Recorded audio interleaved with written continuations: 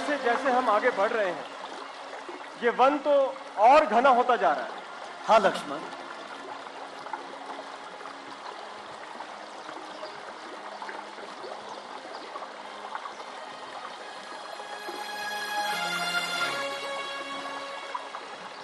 लक्ष्मण,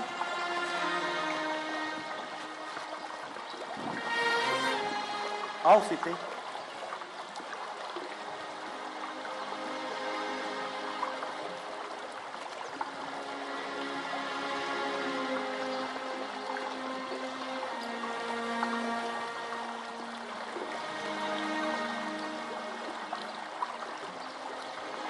कौन है आप और हमारा पीछा क्यों कर रहे हैं? ये तो मेरा ही प्रदेश है श्रीमान। आप कौन है ये बताएं मुझे पहले। मैं तो यहीं विचरण करता हूं और मेरा नाम है जटायु। आप अपना पहले परिचय दीजिए, मुझसे बाद में पूछिए। हम महाराज दशरथ के पुत्र राम लक्ष्मण हैं और ये मेरी भार्या सीता है। दशरथ दशरथ के पुत्र हो, मेरे सखा, मेरे मित्र के पुत्र राम। अब मेरे मित्र कैसे हैं?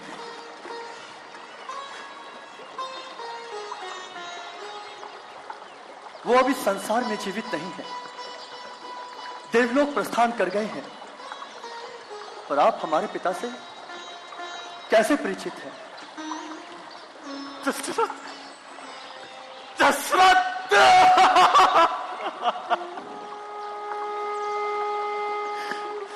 दशरथ अब इस दुनिया में नहीं रहा। ये सुनने से पहले दशरथ तुमने मुझे बताया क्यों नहीं, कोई संदेशा क्यों नहीं दिया? इतना सब कुछ हो गया तुम्हारे साथ।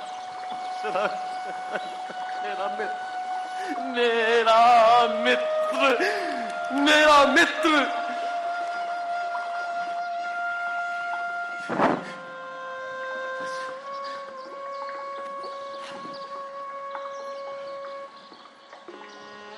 तुम जानना चाहते हो कि दशरथ से मेरी मित्रता कैसे हुई है? तो सुनो राम। कथा के अनुसार कहते हैं दशरथ जब युवावस्था में थे तब एक समय अयोध्या में भयंकर अकाल पड़ा, चारों तरफ हाहाकार मच गया। तब महाराज दशरथ ने कारण जानना चाहा तो ज्योतिषी चार्यों ने बताया कि अयोध्या में शनि का प्रकोप बढ़ने लगा है। महाराज दशरथ क्रोध से भर उठे और उन्होंने शनि से युद्ध करने के हेतु वायु मार्ग से चालन आरंभ किया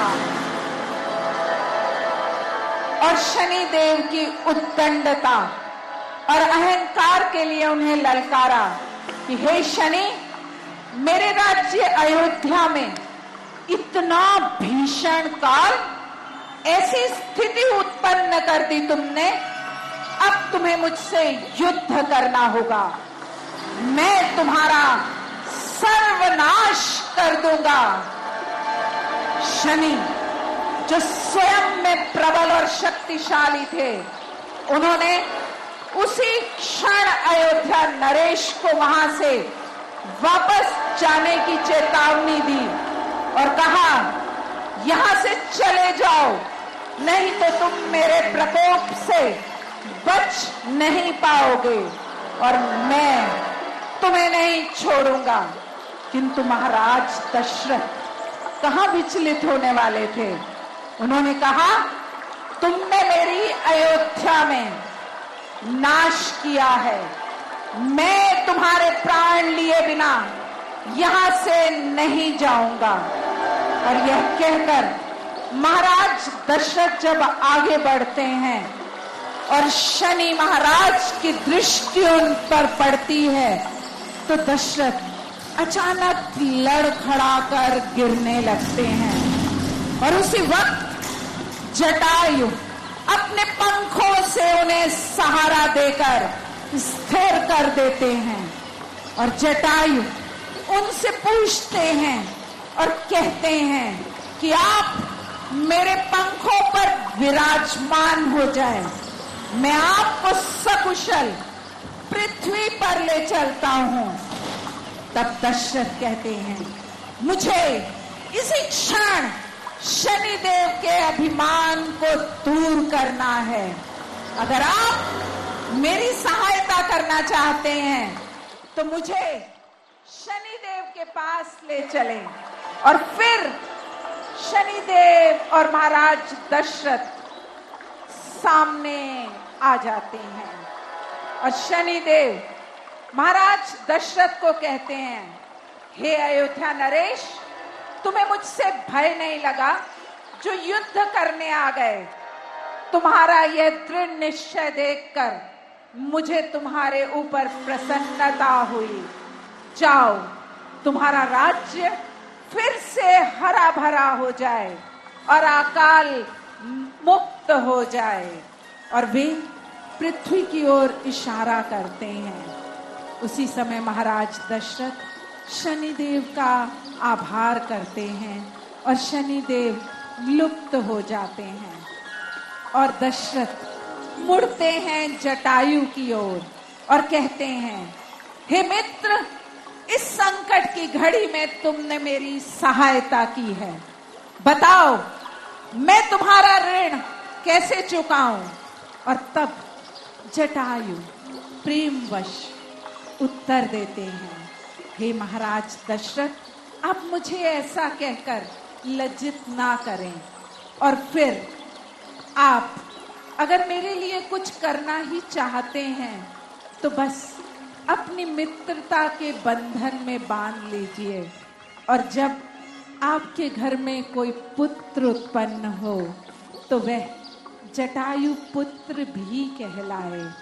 और महाराज दशरथ अपने मित्र से मिलकर उन्हें यह वचन देकर कि ऐसा ही होगा, वापस धरा पर आ जाते हैं। कथा कहते कहते जटायु अपने मित्र को याद कर विह्वल हो जाते हैं। तात जटायु, ये जटायु पुत्र आपको प्रणाम करता है।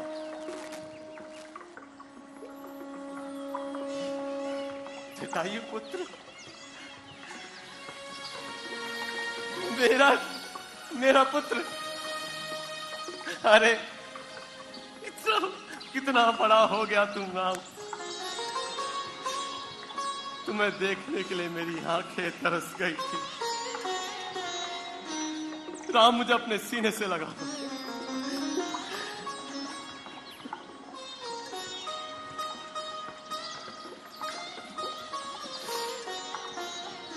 मुझे बहुत प्रसन्नता हुई है। धन्य हो दशरथ, धन्य हो मेरे मित्र, धन्य हो। तात जटायु, हम यहाँ रहने के लिए कोई उचित स्थान ढूंढ रहे हैं। क्या आप हमारा मार्गदर्शन कर सकते हैं? अरे अवश्य।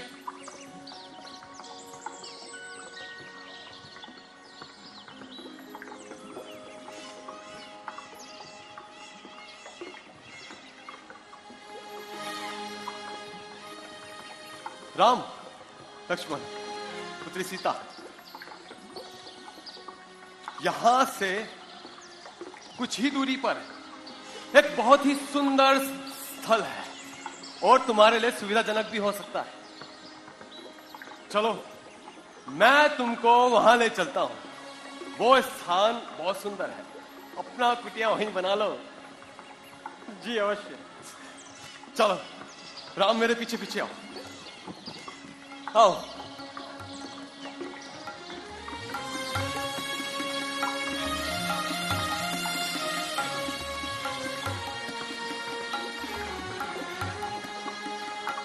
और इस तरह जटायु लेकर चल रहे हैं अपने मित्र के पुत्र, जिन्होंने उन्हें वचन दिया था कि वे जटायु पुत्र भी कहलाएंगे, पंचवटी की ओर। पंचवटी, जहां 5 वट के वृक्ष थे, जिसकी वजह से इस जगह को पंचवटी कहते हैं। और अगर आपने 22 जनवरी से पहले राम मंदिर उद्घाटन से पूर्व देखा होगा तो आपने इस बात को बहुत समीप से जाना होगा कि हमारे प्रधानमंत्री जी सबसे पहले राम मंदिर की एक पूरी यात्रा से पूर्व सबसे पहले माता गोदावरी के तट पर पंचवटी पहुंचे और वहां उन्होंने कालाराम मंदिर में पूजा और अर्चना की। वह स्थल जहां श्री राम ने वनवास के समय अपने सर्वाधिक समय को व्यतीत किया और जहां रहकर वास्तव में श्री राम ने जाना कि राजा सिर्फ मानव प्रजा का ही नहीं होता, अपितु उसे पूरी प्रकृति की रक्षा करनी होती है।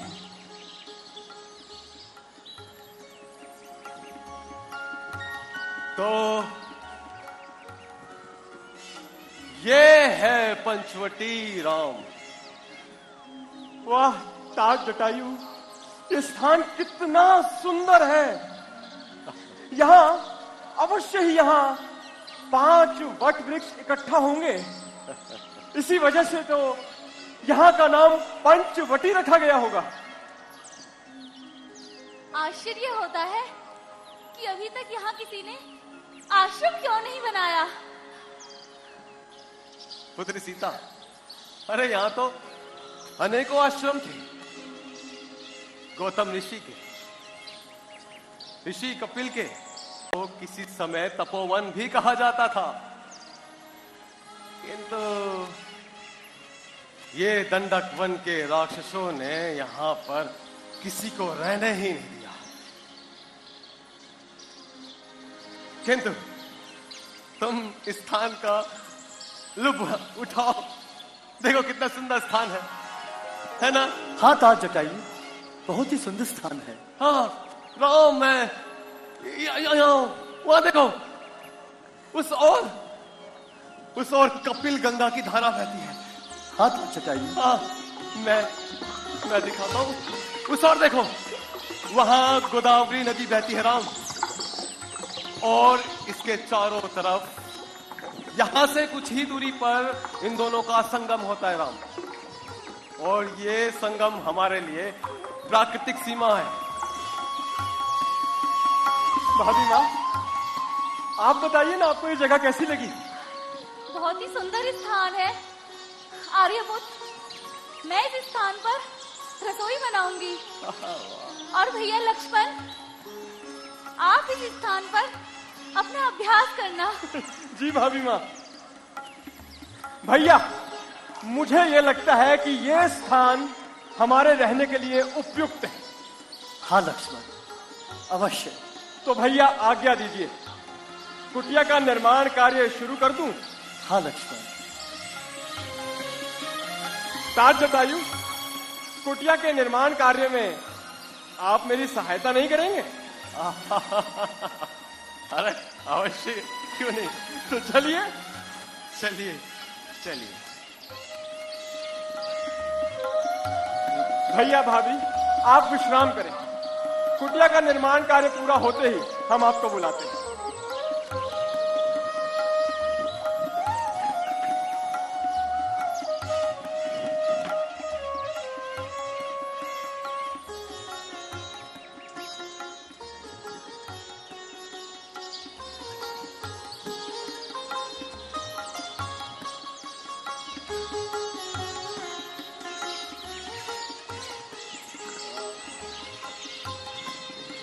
ये लो लक्ष्मण, लाइए। अरे वाह,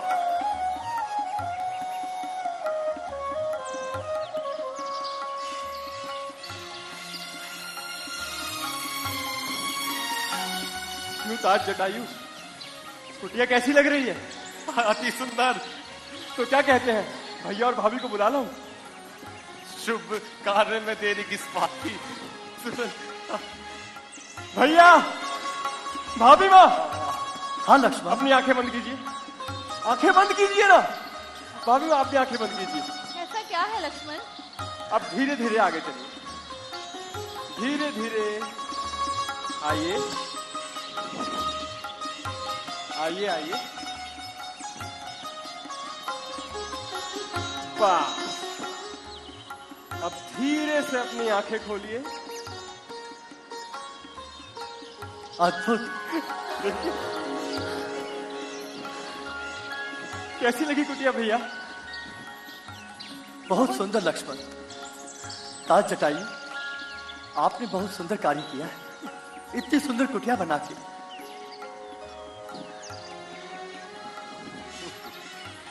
तो ठीक है राम, एक महत्वपूर्ण सूचना और, क्योंकि इस वन को आप पूर्ण तरीके से जानते नहीं हैं। इस वन के चारों ओर जंगली पशुओं का डेरा है और वो किसी भी समय तुम पर हमला भी कर सकता है, तो सतर्क रहना। और हाँ, मेरा आश्रम यही थोड़ी ही दूरी पर है। आप जब भी मुझे पुकारेंगे मैं आपके समक्ष आ जाऊंगा। ताज जटायु, आप निश्चिंत रहें।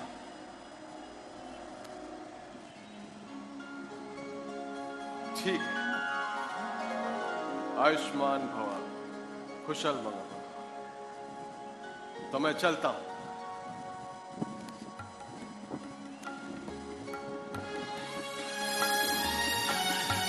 आइए।